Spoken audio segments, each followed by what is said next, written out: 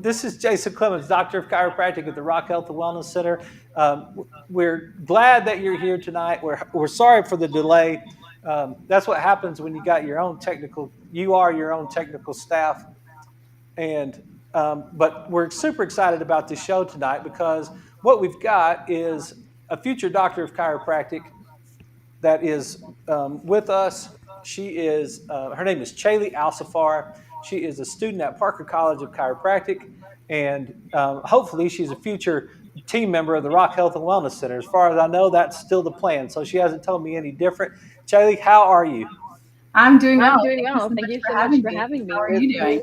I'm doing great. Sorry about this confusion tonight. See if I can get lined up here. Tell us what we wanted to do tonight is just share some information about what's going on at Parker College. How are you? How's college? What's going on? Tell us about it. It's busy, but it's a good kind of busy. It's basically like my full-time job. So I spend probably anywhere around 80 hours a week working on chiropractic school. I'm there all day, Monday through Wednesday. Then Thursday we have classes online, and then I try to catch up Friday, Saturday, Sunday over the weekend. The way that Parker has it formatted right now, we watch lecture videos online, and then all day Monday we attend 4 labs. Each lab is about 2 hours each. So I start out with the chiropractic methods, which is like a static palpation class where we're feeling for bony landmarks. Then I go into gross anatomy, and then I have microbiology lab, and then I end out the day with clinical imaging. And then Tuesdays we sit and lecture all day. We have lectures from 8 a.m. till 5 p.m. And then Wednesday I have a clinical biomechanics lab, which is palpation with motion from the patient. And then after that, we have our physiology lab. So lots of exciting classes. We're in 7 total for this second trimester, and we're about halfway through right now. We'll finish up try 2 about mid-April. And so, what is your favorite class? Favorite class, I think it's a pretty dead even split between clinical imaging and clinical biomechanics.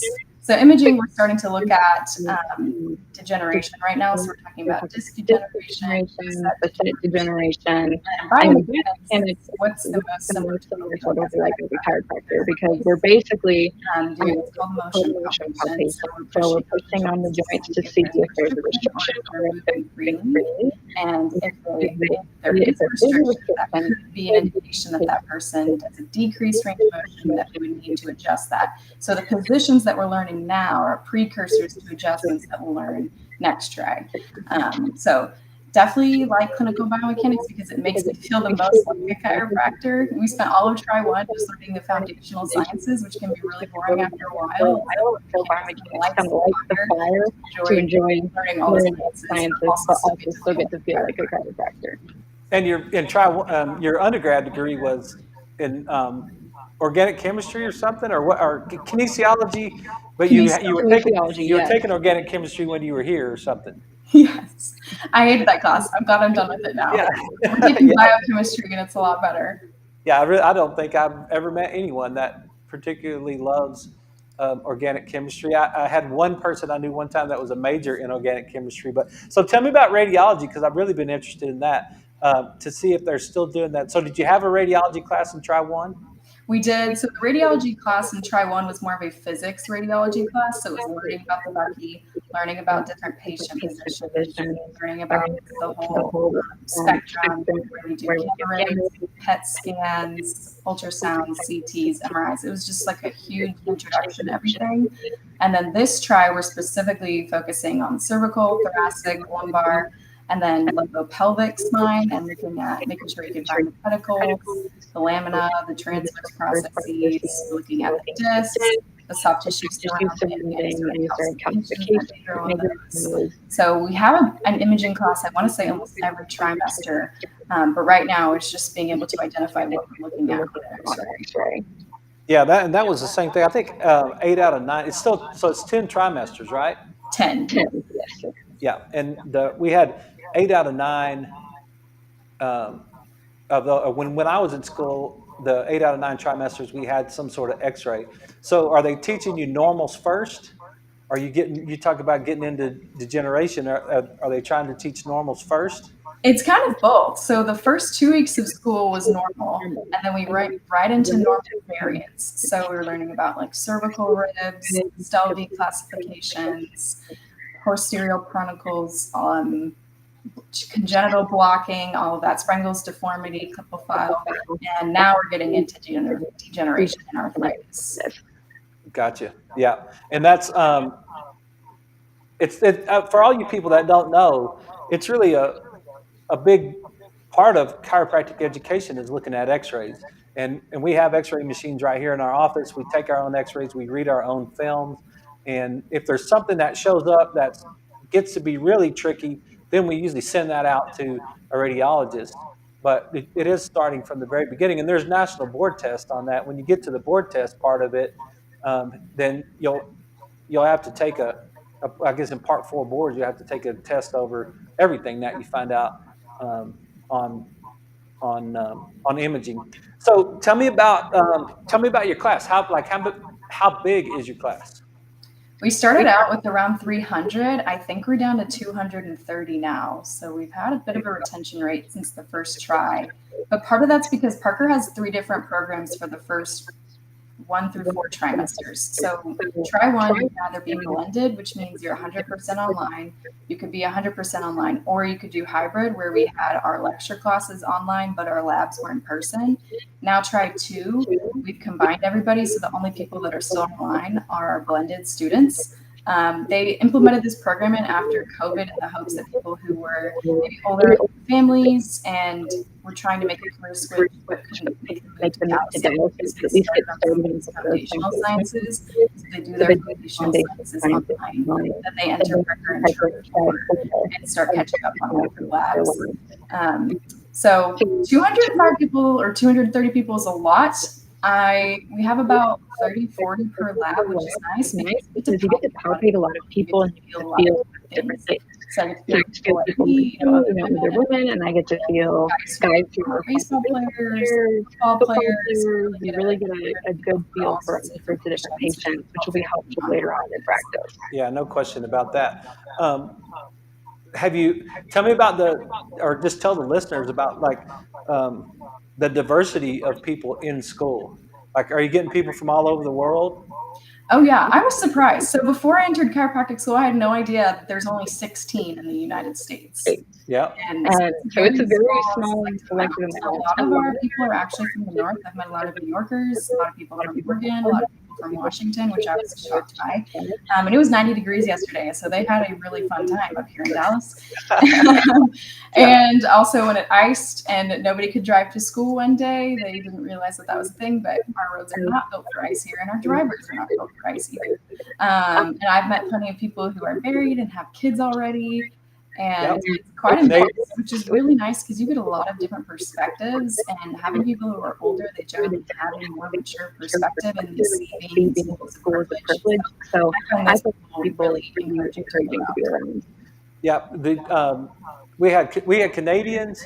We had a girl from South Africa. We had a girl from West Africa. There was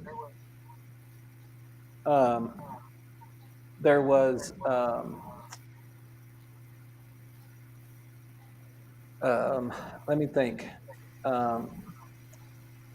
There was a medical doctor from China that was there while I was in school, and so I'm trying to remember. I was so interested when we were in school about the diversity of just the United States. I remember playing basketball. There was 8 of us. We played 4-on-4 in the gym, and all 8 of us were from a different state. It was so cool to have such diversity while we were in school. So, professors-wise, are you getting to meet your professors? Like, are you having any opportunity to develop a relationship with your professors, or is it still kind of weird with being online? So we see most of our professors in lab, which is really nice, and we'll have about 3 to 5 per lab. So we'll have about 3 to 5 doctors in our gross anatomy lab, which is super helpful because there's maybe 25, 30 of us. And so sometimes the greater splenic nerve on your cadaver looks really different on the cadaver next to you. And so to call somebody over and try to verify that that's exactly what you're seeing is really helpful. Anatomical variation is awesome, but at the same time makes those gross practicals really confusing, right?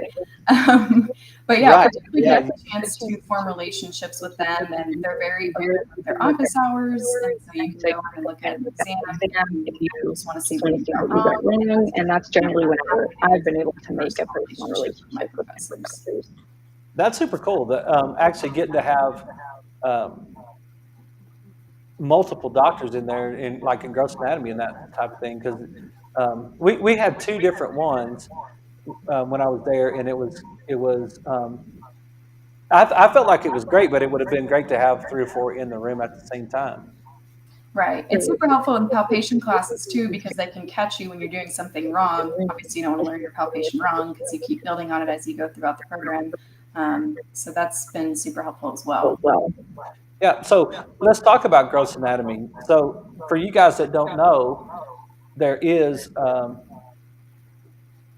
I don't know, two full trimesters, right? 2 full trimesters. Yeah, try Yeah, 2 try and 2 and 3. try 3. And the trimesters are 15 weeks long. And so you've got 30 weeks worth of time that you're actually spending working on cadavers. And I think that's one of them that is um, misunderstood kind of in chiropractic. Why would you why would you have cadavers? Why would you be working on cadavers?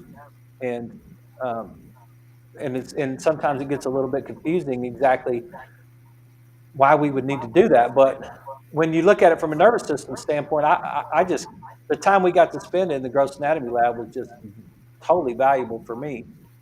I don't know do you get, I mean, are you getting enough time that you get to work? Like, Yes, absolutely. So I get 2 hours on Monday morning, and I work And with I a work team with of a 3 team to of 4 3 to 4 people. We all people, and we all take take turns turns looking for looking for structures on the structures on the cadaver, cadaver, studying studying structures on the structures on cadaver. the We cadaver. actually We just had actually our just had first our first practical over practical muscles of the back. We did a laminectomy, so we were able to see the spinal cord, the coda septentrionus, the the filum final terminal, term knowledge, which is the end end of the spinal of the cord. cord. And we And also had on that exam were all the lung lung impressions of the impressions of the lungs. lung. And our cadaver, well, I don't know if I'm allowed to say that because but anyways, our cadaver had a special type of lung due to a habit. And so it was very green with a lot of blackness in it from smoking. And so that was interesting to see and compare it to a healthy lung. And then we also dissected the heart, which is awesome because we've been talking about the cardiac system not only in our gross anatomy lecture course, but also in physiology. So you're able to kind of study for 2 classes at the same time in lab by just looking at the heart, paying attention to blood flow, paying attention to where your sinoatrial node would be, which is the pacemaker of your heart, where your AV node would be, and all of that. So I really value it. The first week it freaked me out. I'm not going to lie. It takes a little bit of adjusting. Yeah. That's a pun. Just kidding. It takes a bit of adjustment. Also, they just threw us in the first week. I didn't know we were going to be cutting in the first day of class, and that's kind of the best way to do it because you just have to get your hands dirty and stick to it. Because if you baby yourself too much, then you kind of psych yourself out. So it's better to just go straight into it. Well, and one of the things that I remember about gross anatomy lab was just the appreciation that I had for the people that donated their bodies. I mean, it's a little awkward at first, but I don't remember anyone like jacking around in gross anatomy lab or making crude jokes or any of that type of thing while they were working on the bodies. And you got this really good appreciation for people and that would donate their bodies to give us a chance to learn. And I just remember trying to stay in there as long as I could. There's a lot of days I was the last one in the lab. It was everybody just tried to get their landmarks done and see what they were supposed to see by going through their lab manuals or whatever. And then as soon as they could, they just try to get out of there. And I just remember being in there multiple times by myself. I remember working on the ribs. I remember working on the carpal tunnel and really breaking down the whole carpal tunnel and what the carpal tunnel was and how that fascia was running across there and how all those nerves and vessels fit through the wrist. And the trying to look exactly what is a rib cartilage and how does that rib connect to the vertebrae and how all that stuff works. So I thought that was valuable stuff. It is really valuable. And something they've added that I'm not sure if that was available for you is open growth lab. So we have our 2 hour designated block time, and then Fridays it's open all day. You can go in and look at your cadaver, Oh, wow. or you can look at cadaver sections. So So I go tell me- every Friday to go look at my cadaver, study it, make sure I know it, and then look at others. Because, if you have female, then the structures might look different on a male. It might be thicker on a male. Like our female had a lot of muscular muscular atrophy. atrophy, so it's really difficult to see muscles at the back. But this other male that was in a little bit. It was much easier to see everything, which is really useful to be able to get a visualization, especially when you're talking about working on soft tissues later on. You want to be able to see where the origins are, where the absorptions are. It's really helpful to just be able to visualize. That's so true. With going and learning AMIT up in Utah, got to go to the gross anatomy labs up in Utah, and they do it a little bit different. Do you have tanks? We have Still? tanks, yes. Yeah, up there they didn't have tanks. They took all the body parts and broke them all down, and then they would break them down in different layers. So you would see like one with skin, and then they'd have the next one where they took the skin off, and then you could see just right underneath the skin, and then they would take all that fascia layer off and clean it all up. So now you can see the first layer of the muscles, and then you would move down and see the second layer of muscles, and then so when we were doing all that origin insertion stuff, I've still got pictures on my phone how cool it was to have that opportunity to see those, and sometimes I'll even go back and reference them now. So hope that's not too gross for everybody out there that's watching to watch the I was talking about gross anatomy, but it was really a cool class. So tell me about technology.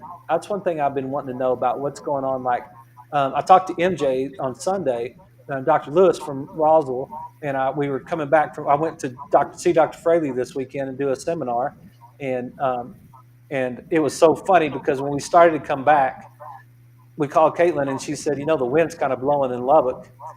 And I was like, I'm not doing this again. I'm not going to Dr. Fraley's and then coming back and going through a windstorm. And that's what we had today. We had a horrible wind out here today, and I was glad I'm glad we weren't driving in that. But MJ talked about like big giant iPads or something. Yes. Yeah. So tell us about the technology. So they're called VH dissector tables. It's this giant table, probably the size of your kitchen table in your house. And it's touchscreen, so it's like a giant iPad, but you literally have a body that has been dissected with images of it, and you can turn it 360 degrees. So you can go from looking at their anterior side, turn around, look at their posterior side. You can break down each layer. So you can click on the skin, and it'll disappear. Can you still hear me? Yeah. Okay. You could click on the skin will disappear, and then underneath the skin, you can see the different layers of the back muscles. And it was really useful for studying for the practical because it has a quiz you feature. So it'll have pins on different parts of the muscle, and then you have to kind of identify what Try to get it wrong or get it right. We know what to focus on for exams. So that's one piece of technology they use in the gross lab that's super useful. Another one they've added to our adjusting lab is called the force. Hang on one second. Okay, go ahead. We had to go to a commercial break and I missed it. Can you hear me? Okay. The force sensing table, FSTT lab. So they have basically these dummies, and underneath the dummies is a table that senses your force and your velocity. So when we go to practice our adjustments, you can see if you dip down at all, like if you lost any of your pre-tension, and then you can see how much force you put in. So whenever we work on different patients, we want to put in different force. If we've got a patient who's a little bit more brittle, we're not going to put as much force as we would on like a 20-year-old male. So it's really great to be able to feel what you're doing to the patient, and you can visually see it on the screen above you. And there's actually a study that they're doing right now that I'm a part of where we're going every trimester, and they're trying to see if our scores improve as we go throughout our time at Parker. Wow, that's pretty cool. It's super fancy. And it's all on the table. So the table just is measuring all that force. Yes, Yes, they have they have I don't know I the don't know the exact exact technology technology underneath it, but underneath it it, has but it some has sort some of sort of sensory sensor braking where it can sensor tell that you you put on the dummy whenever you're leaning over and doing your pre-tension, and then it can sense the force and velocity whenever you thrust. And it creates a chart and a bar graph for you so you can see if you're hitting your goals or not for the thoracic or the lumbar or the cervical. It's a really useful tool. Well, and that's one of the things that's always been. Um, I don't think people necessarily know how much work it takes to learn how to adjust. I Like don't think so either. yeah, and so and they're worried about getting hurt, right? And they're don't adjust my neck because I'm afraid you're going to hurt me or something. Like they don't really understand how much time in chiropractic school because really so many people they just adjust themselves. I mean, like you just get somebody to pop your back or whatever, right? Hang on one second, Right. we'll get us back on the radio.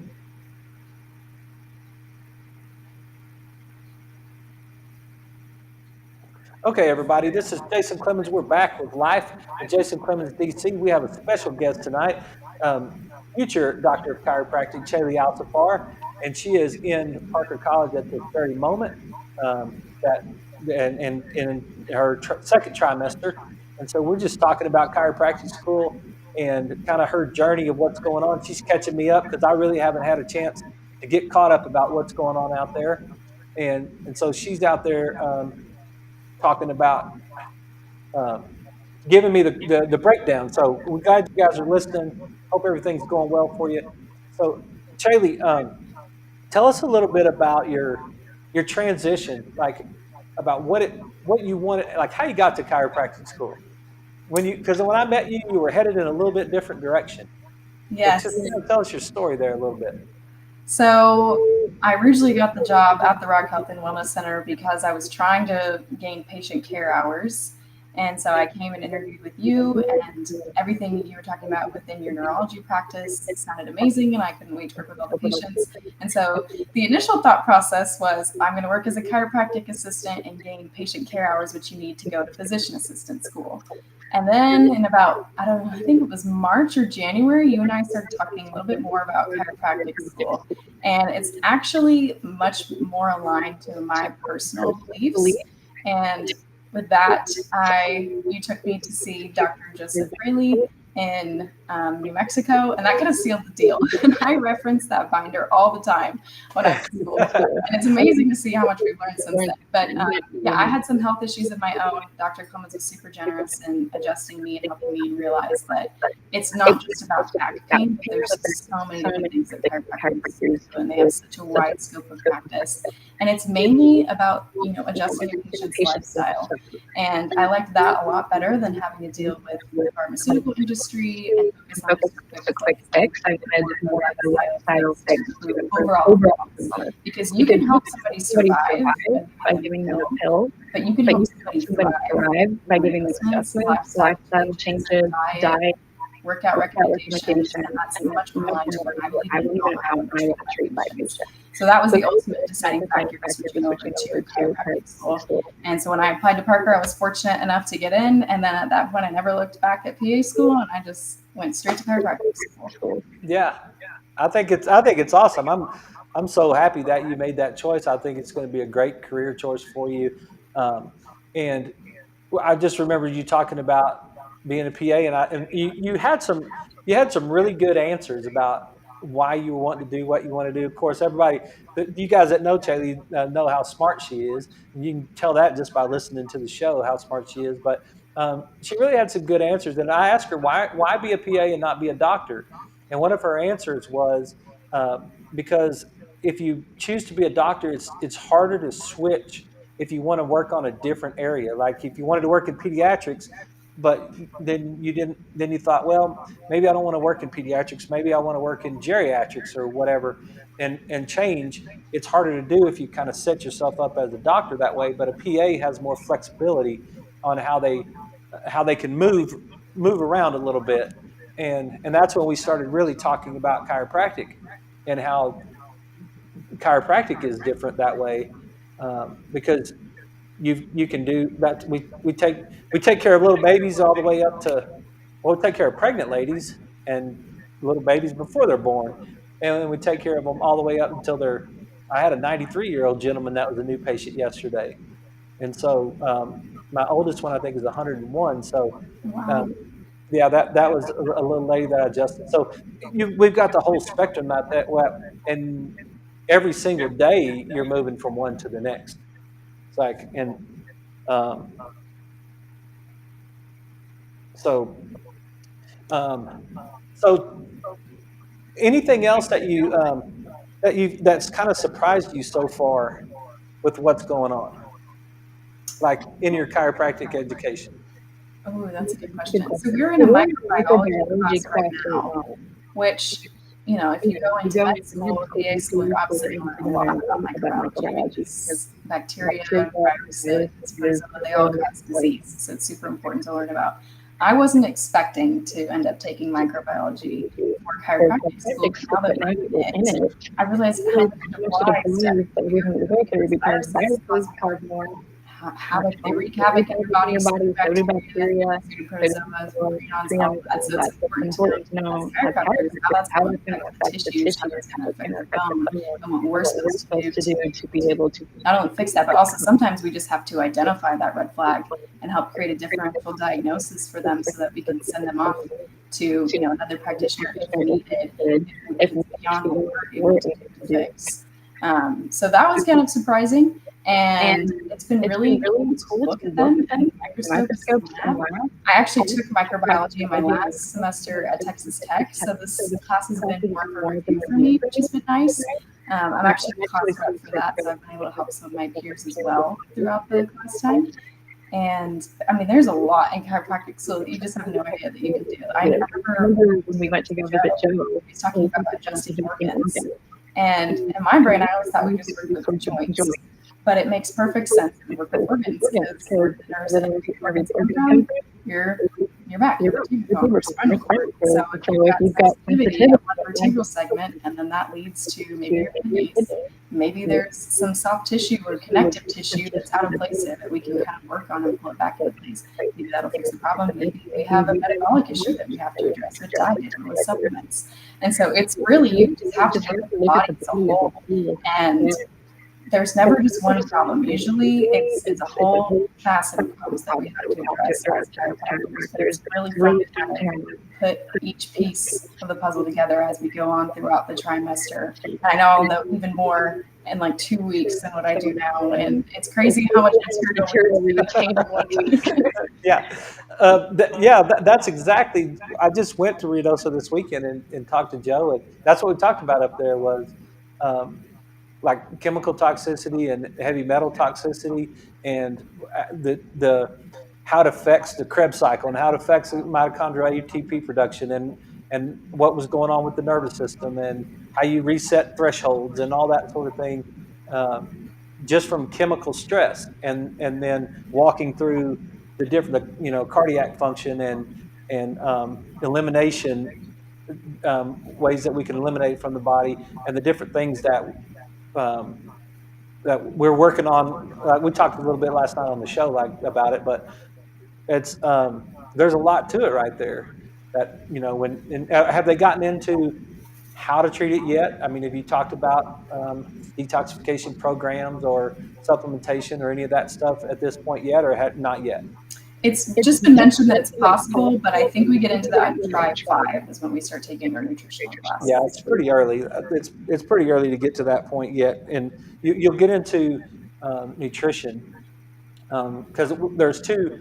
One thing about we always hear about the medical doctors about how they don't get much nutrition in their training. Well, we get 30 weeks of nutrition. We get 2 full classes of nutrition, and then we get consultation through clinic when we're seeing patients about how to address the nutrition and the supplementation and all that sort of thing too. So there was quite an extensive education in nutrition as well. That's still on the schedule, I'm guessing.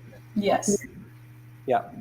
Um, and so just map it out for me so I can kind of remember. Um, and when will you start actually adjusting? Is it still in like Tri 4 when you start to adjust? I believe we have our first adjusting class try 3, so next trimester we'll start to learn. But again, we're not allowed to adjust outside of class, so we'll have to do open adjustment times because we're babies with learning that. We don't want to mess up our peers by doing it wrong, so there has to be somebody to observe us whenever we do it. I'm really excited to get into that portion of class, and I'm really excited to get into neurology as well, I believe, in Tri 5. In neurology in Tri 5, yeah. That'll be awesome. You'll rock on that one right there. Do you know the techniques that are still taught? I know they still teach diversified, Gonstead. I believe activator is an elective now. Okay. It's not mandatory anymore. I'm trying to think of what else. Have you heard of BEST? Is that something that's introduced? I think that might be the one that we take next try. And that's like a more of an energetic type of thing. We used to start off with diversified in the very beginning because it is kind of, as the name suggests, it's the more general type. And then Thompson, I don't know if they're still teaching Thompson drop. Thompson, I believe, is still on there. Yes. Yeah. There was 9 different techniques when we were going through school, and that was awesome because you use a combination. People ask me, what kind of technique do you use sometimes? And it's literally the combination of all of them. Like we put the whole thing together, and it's all those techniques that are all melded all in there together. Tell me about the gym. Like, I've heard a lot about this CrossFit gym that is part of the school now. So tell me a little bit about that. It's huge. It's insane. Also, some of the people that work out there can lift some heavy weight. I'm over there with my 20-pound dumbbells, but that's okay. We're still getting a workout in. Yeah, it's amazing. They have what's called the Parker Fit Games, and it's usually around Parker seminars. And so it's basically like a CrossFit competition, but it's for not only students but also faculty. So we actually had a couple try ones competing against our Grayson Anatomy professor, Dr. Martinez, and it was awesome because he beat some of them out, and there's quite a bit of an age gap there, and it's really nice that we get to have access to that, and it's included with their tuition, so you don't have to pay extra for it, which is awesome. So it's just open. You can go in there and work out. Yes. Yeah. Open at 6 a.m. every day. Not a class that you have to take or that Right. type. Right. I believe some classes at some point, but it just depends on when the instructors are available to teach those classes. And they have personal trainers that you can use as well. Oh, cool. And then there's open lifting or something as well. I'm not quite sure on that. I think there is. That might be a better question for some of the guys. That's a bit stronger.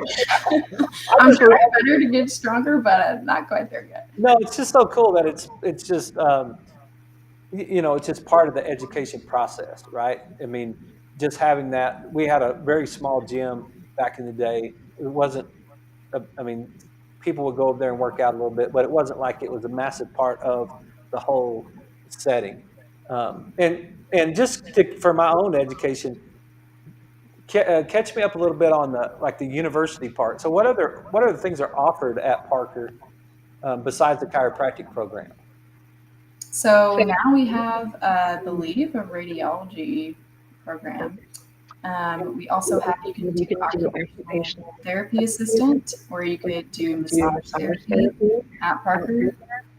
They have different master's programs that they offer now. So if you have a certain GPA by Tri 5, then you can also get a master's by the time you graduate. So you get your master's and your doctorate, and it's all included in whatever tuition you're already paying, assuming that you have that GPA to be able to support it. So the master's that they offer was business administration, neurology, which is the one that I would hopefully end up doing, and then they have a functional nutrition and a strength and conditioning sports team as well. So what draws you to the neurology? everything that we learned, or that I learned while working under you, and we have a neuro club now, and it's kind of fun to go to these meetings with tri-5s, and we're just now learning about like the red exam or the Brock string, yeah, and all that. But in my mind, I was kind of debating between functional nutrition and neurology. Like, well, I can get I could probably get a nutrition certification at some point, but when we offered masters, I want it to be something that can be pretty far in detail, and neurology is insane, and you can go down a huge rabbit hole with neurology, like see how the body's just interconnected in so many different ways. And so I think that would be super beneficial as a chiropractor, because we work with the nervous system, because all those nerves that flow down your vertebrae, that's what we're, whenever we adjust, that's the subluxation complex that we're working on there. So getting to know how that actually affects the nervous system will be super beneficial for practice. Yeah, we just ordered some QEEG equipment today.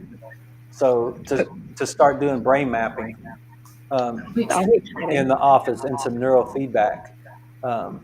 And I've been really looking into that to see, just to get another level of treatment from a nervous system standpoint, and how to get those subluxations above the spine that you can't get to, or really just to map them out more than anything else, is to try to see which part of the brain is not firing the way it's supposed to fire, and then use all of the techniques that we have to address that. So that's kind of a new thing that's happening in the office. Just got all that done. Got an Arconi laser ordered to go with it.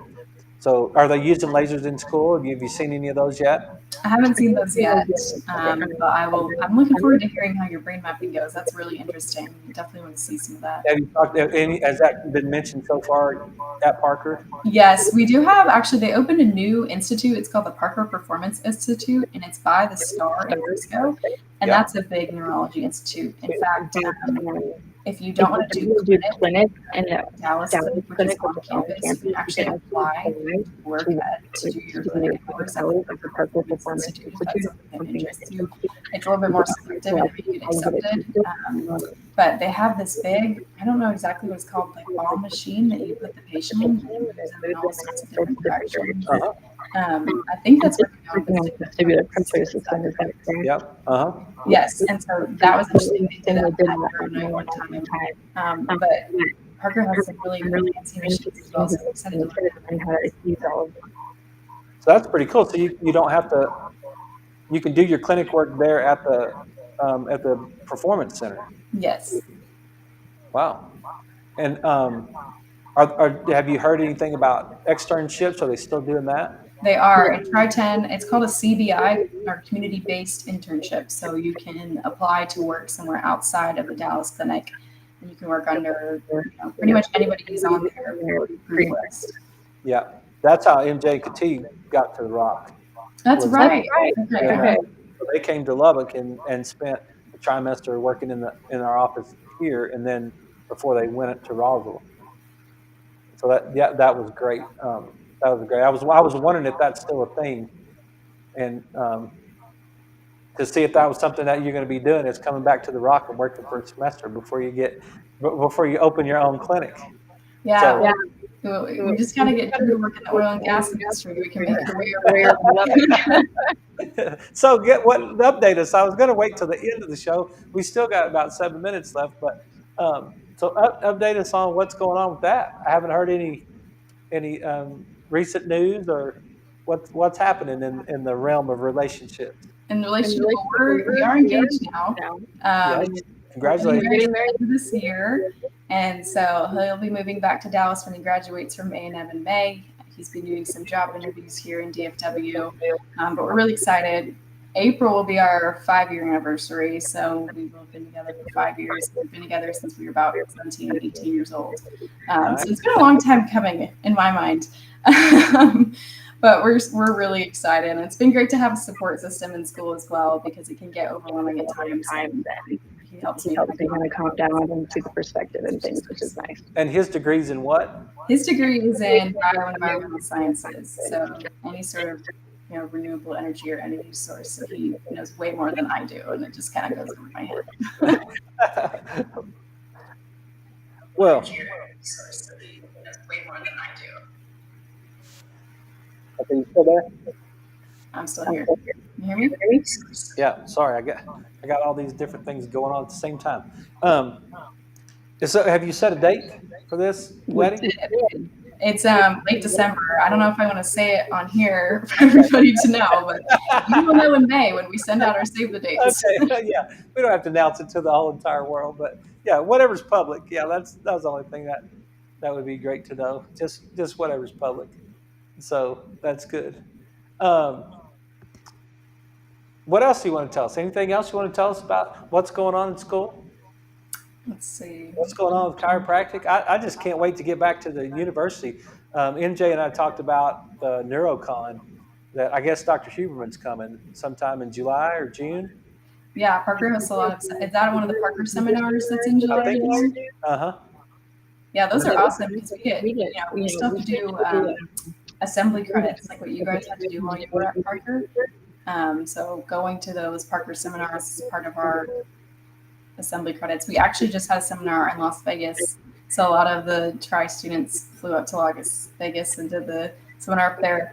It's a little too early on in my education for me to want to go all the way up to Vegas at the moment, but they had a lot of great speakers there. They had great speakers coming back in October when they had the first Parker seminar last year. I guess one other thing that you asked about was resources that Parker provides. They actually have what's called the Center of Tutoring and Learning, and I'm actually a peer tutor for Tri-1 students. So I tutor students in biology of cells and tissues, fundamentals of diagnostic imaging, and developmental and applied anatomy as well. So that's been fun. And I also receive tutoring because sometimes just hearing it from another student that just took the class can be the thing that helps you connect to your brain. So That's I love cool. tutoring. I think it's a great study tool, and it's nice that Parker provides it for us. Yeah, that's super cool. That's super cool that you're teaching it too, because there's no better way to learn something than to teach it. Exactly. And so if you're doing that, and there's just constant, and what you said a while ago is super important, and we Joe and I talked about that this weekend. Dr. Fraley was the layering. As you go along, the further you go along in your career, the more you will start to layer on top of things, and that's the learning that you have layers on top of the learning that you have, which layers on top of the learning, and then over that long period of time, you start to see pieces fit together that you didn't necessarily get it, but you've got so much depth of knowledge in that one area that then all of a sudden you listen to one person talk, or you have one conversation about something, or you read one book, and then all of a sudden it's like, oh, and it almost like reverberates all the way through the entire depth of learning of what you're talking about. And so the one thing I've always told students in school is to just focus on learning. It's the most awesome learning experience that you'll ever have. You're right in the middle of the cutting edge stuff. You've got all the technology, you've got all the resources, and it gets so funny because they'll start worrying about business. They'll start taking practice management courses and worrying about where they're going to set up their practice and all that stuff. And all that stuff can be done in 60 days. Like at the end of your whole chiropractic career, you could get your whole thing going, and especially you, whether it continues to work out like we planned it, or if it changes, that you'll still have the resources of our bunch either way, which will get you that opportunity to start your classes, your business off and running. Like that'll be great. But right now it's just learning and learning and learning. Are you involved in any student government stuff? So they only do elections at the beginning of Tri-1, Tri-2, Tri-4, and then I think the next one was Tri-6. So I ran in Tri-2, unfortunately didn't get elected for Senate. So right now I'm just the class rep for microbiology, and that's pretty much as far as my involvement in student government goes. But I've been able to get more plugged into Parker through working for Parker at the tutoring center, and learn more of the ins and outs through that job. Yeah, that's great. That I just felt like there were so many opportunities that I got. I was the president of my class, and getting with 200 and something people, almost 300 people in your class, nobody knows anybody in Tri One. So it's like No. trying to figure out who to vote for was just like just the luck of the draw. Like, Yeah, it's like, who has the Skittles? Who gave everyone Skittles? right, Okay. exactly. Yeah, that's right. It's kind of like running for president now.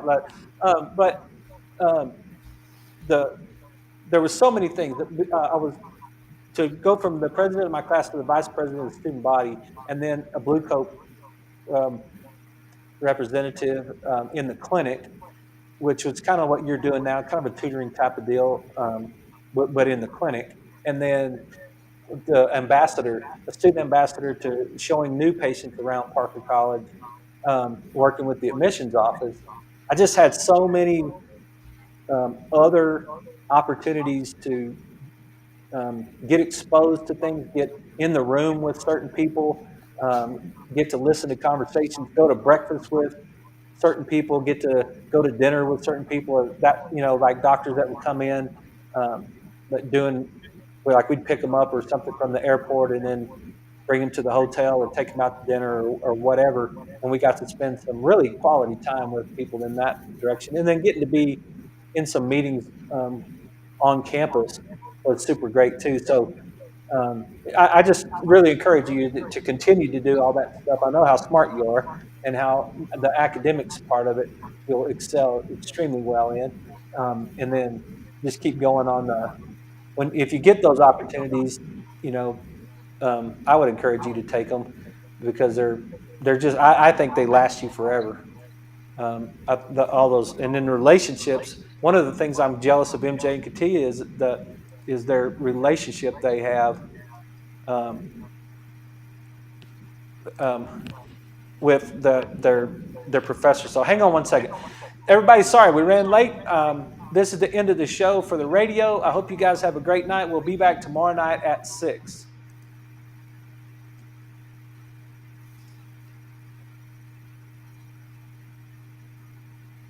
All right. And Chayla, you can hang up your phone. Okay. And I think we can still. Are you there? Can you hear me now? No. Are you switched back on your I'm on the laptop now. laptop? Yes. You can hear me? I can hear you. Let me see if it's coming through on the. I'm on the laptop now. Yeah. Okay. And you can hear me? Yes. You can hear me? I can hear you. Let me see if it's coming through on the. I'm on the laptop now. Yeah. Okay. And you can hear me? Yes. You can hear me? I can hear you. Yeah. So I can hear you there. I just don't have any. I just don't have any sound in my ears anymore. I can see your face, but I just can't. I can't hear anything. Coming through. I wanted you to stick around after we got off the radio because I wanted you to be able to see. I mean, I wanted to be able to see if we could fix this problem because I know we've had some feedback that was going on, and I thought we'd take this last minute or so to try to see if we could fix that. And I'm not 100% sure. You can still hear me, right? I can still hear you. Yes. Yeah. And I think we're still live.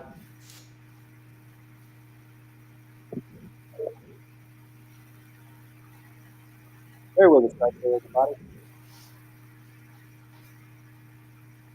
We don't get a chance to work this out very good.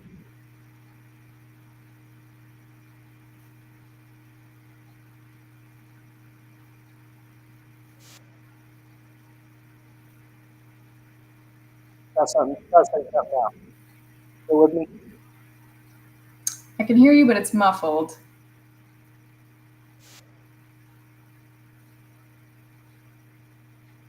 Okay, well, I think that'll be it because I'm lost you right there. But I just want to say thank you so much for coming on the show and spending your time with me. Sorry about all the technical difficulties that we're having.